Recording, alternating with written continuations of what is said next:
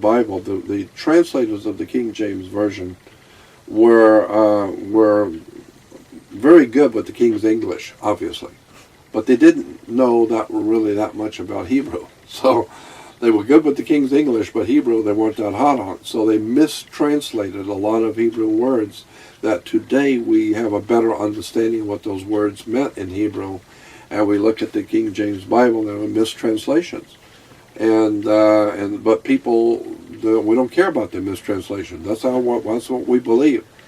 Well, it's astonishing how many Jews are running around thinking it's a monotheistic religion. I know. It's incredible. It's not monotheistic. It's henotheistic. Yeah. And the rabbis... More than one God, you get to pick one. That's right. I mean, I got that from rabbis. They said, well, actually, in point of fact, I mean, if you want to get technical, which nobody does, but if you want to get technical, the Hebrew religion is like all the other religions, is not monotheistic. When you look at Judaism, Christianity, and these very, very successful religious movements, and look at the words and terms that they're using, and go to a library and get an encyclopedia, you begin to see where all of these things have come from. And it's just a play on words. And unfortunately, people love to give themselves over to things which are entertaining. Well, it's I interesting should because... say this. I should say also that in saying that I am not in any way saying that Jews or Christians are not good people. I'm not saying that. I'm talking about the conceptual organizations, the corporate organizations that are running the earth today, the Catholic Church, the Jewish establishment on the earth, the Islamic establishment on the earth. I'm not talking about the Arabic people, Yeah. or the Jewish people, or the Christian people. And my mother and dad, who passed away, they raised me to be Catholic, and so I don't have anything against the religion of my mother and father. I don't have anything against the people of Judaism, Christianity, Islam. I'm just a realist who's spent all my life looking at books and reading and studying religion, theology, and mythology, and I realize that so much of our religions are just man-made corporate stories. But I need to add to that I have the highest of regard, and I have lived my whole life with the highest of honor and regard for spirituality. I am totally convinced that there is such a thing as God. I don't know what God is, but I know what it isn't. It's not on TV.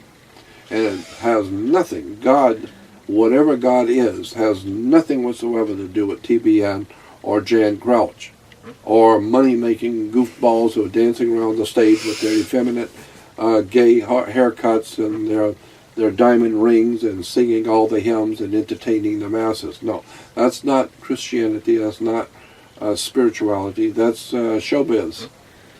And those people are as corrupt and evil. I have a friend who passed away just recently, a dear and a highly intelligent guy. He was a PhD. He had a PhD in the Dead Sea Scrolls, Dr. Alan Snow. Mm-hmm. Dr. Alan Snow lived down on Balboa Island in South Los Angeles, Orange County.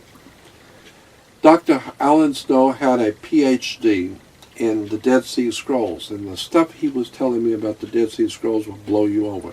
This guy knew his subject, and he went all through for hours. I would spend with him and all of our friends sitting around listening to him at his home, explaining the Gnostic tradition, the Nag Hammadi manuscripts, the Nag Hammadi library, the Dead Sea Scrolls, the Qumran community, who they were, and all of that.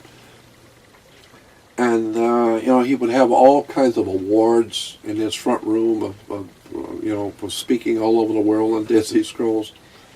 But he was a dear and just a great friend. But he, with all of those credentials, he quit the church and went to work as a clerk in a liquor store.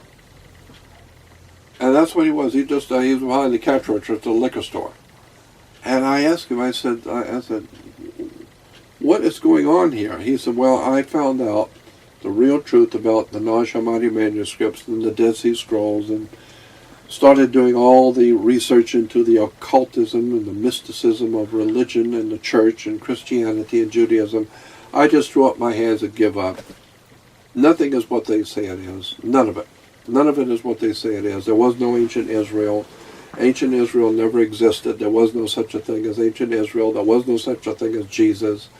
None of the teachings of what we call the church or in Islam also. Islam, I have no doubt in my mind that there was never a man named Muhammad. I don't think a Muhammad ever lived. I think it's just a story.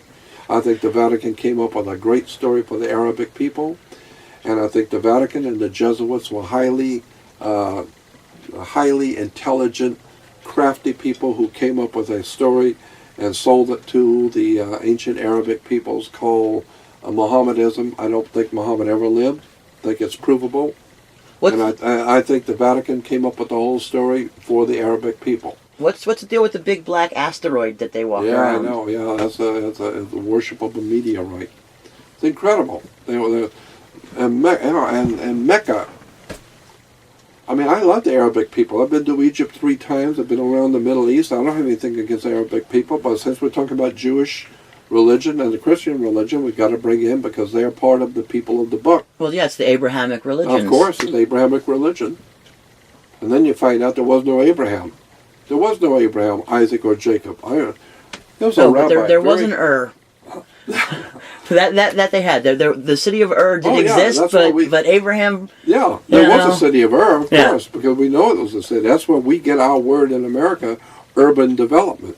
Urban development comes from the city of Ur because it's highly developed. But for Abraham, there was no Abraham. There was the Brahmins in India, and the Brahmins, from Brahma, we got Abrahma, or Abraham, and Saraswati becomes Sarah, so now you got Abraham and Sarah, which was actually a goddess, which a lake or a river was named after in the ancient Hindu. And so Abraham and Isaac, well, as I was going to say, there's a very high-ranking rabbi in America. I don't want to use his name, but there's a very high-ranking rabbi in America. And I used to have carry-on conversations with him back in the mid-'60s. And I asked him, I said, tell me the truth, Rabbi. Was there an Abraham, Isaac, and Jacob, or a King David, or King Solomon? Did these people actually, in fact, live? And he says, look, give me a break. It's a religion. Christians have got a religion. Muslims have got a religion. All the world's got a religion. So I'm a Jew. I got to have a religion, too. It's just a religion. So I said, no, but that's not answering the question. Was there an Abraham, Isaac, and Jacob? He says, no. That's a triune concept. God is always a triune God. You have Brahma, Vishnu, Shiva in India. You have Abraham. You have Osiris, Isis, Horus in Egypt. You have the Father, Son, and Holy Ghost in Christianity. So, and of course, Nimrod, Semiramis, Tammuz. Exactly. In many other religions, you always have the 3 triune Godhead. That's because of the triangle, the 3 names of God, the triangle, the pyramid. And he says, so our Abraham, Isaac, and Jacob was nothing more than Brahma, Vishnu, Shiva, Osiris, Isis, Horus, Father, Son, Holy Ghost. Well, we got to have a triune God too, but we can't have any of those pagan gods. So we came up with Abraham, Isaac, and Jacob. And so I said, well, then there was no Abraham, Isaac, and Jacob. He said, well, was there a Brahma, Vishnu, Shiva? And I said, no, it's a concept, it's an idea. I said, well, that's what Abraham, Isaac, and Jacob had. They never lived. There was no such people. Now, wouldn't the triangle also be tied in a way to the concept of the alpha and the omega, in that the triangle is the smallest possible volume and the circle would be the largest? You're right, absolutely. Yeah, because there's a lot of science behind the alphabets and how we got those different alphabets. Yeah, that's interesting as well. The flame alphabet of Hebrew and the cuneiform, and then how that how that was. I mean, when you look at the Semitic languages, they all start with cuneiform.